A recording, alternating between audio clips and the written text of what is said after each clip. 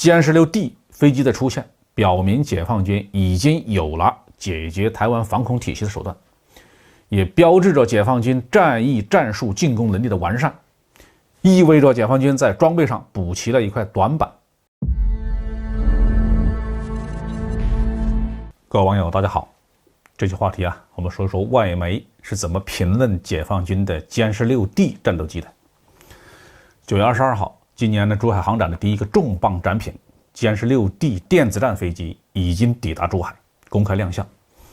从这架飞机的外观和武器装备的配置来看呢，它主要是用来执行压制对方防空系统的作战任务的。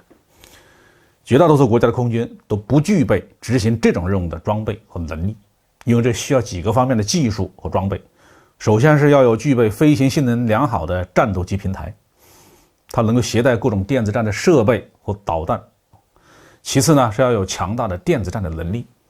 充分的了解敌方防空网的具体情况，特别是对各种雷达电子系统的特性要有充分的了解。最后当然也是最重要的，那就是要具备高素质的飞行员队伍。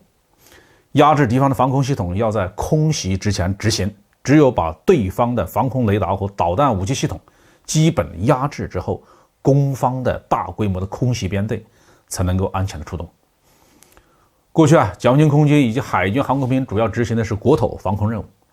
很少需要考虑去怎么样的进攻一个拥有完善而先进的防空网以及大量防空导弹的武器系统的对手。但是统一台湾，首先要求解放军要有突防能力。我们知道台湾方面装备了数量众多的防空雷达和防空导弹武器系统，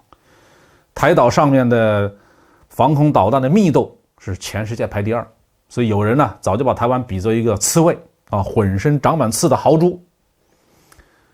那么台军的这些防空系统里面，性能最突出的就是从美国引进的爱国者3系统。这套系统雷达性能很出色，不具备隐身能力的作战飞机一旦被它盯上锁定的话，几乎就难以逃脱。如果大陆要采用武力的方式收复台湾，首要的就是要设法压制台湾的防空导弹以及防空雷达系统，这是确保快速顺利的解放台湾的关键性的手段之一歼-16D 飞机的出现，表明解放军已经有了解决台湾防空体系的手段，也标志着解放军战役战术进攻能力的完善，意味着解放军在装备上补齐了一块短板。压制敌方防空系统的作战要直面对方的防护火力，准确的压制并且精确的攻击对方的不同类型、不同波段的雷达系统和防空导弹系统。在两伊战争当中伊拉克曾经向法国购买了反辐射导弹，但是在实际使用的时候就经常脱靶。法国的达索公司经过反复的调研，发现伊拉克的飞行员根本就没有搞清楚反辐射导弹的使用的原理，才导致了一次又一次的作战的失败。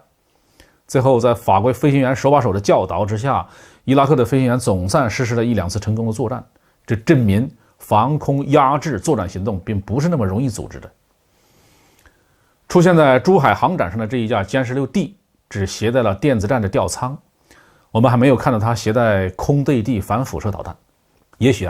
珠海航展期间为了展示和飞行表演，有关单位不打算把反辐射导弹带到现场，但是也有可能在后续的地面静态展示当中会出现国产的反辐射导弹的身影。按照有关媒体的报道，中国军工部门已经为空军研制了鹰击91反辐射导弹。我们顺带来说一说飞机绰号的问题。目前解放军绝大多数飞机的绰号都是官方指定的，虽然威猛，但是并没有体现出网友们的智慧。这一次歼-16战斗机的官方绰号并没有公布，但是网友们就给它起了一个很有范儿的名字，叫咆哮16。其中的咆哮引用自美国海军航空兵的 EF-18 咆哮者电子战飞机，16就是16的谐音。我们还不知道空军有关单位是不是已经给歼-16D起了正式的绰号，如果没有咆哮16这个名字确实值得考虑。好，这期话题就说到这里。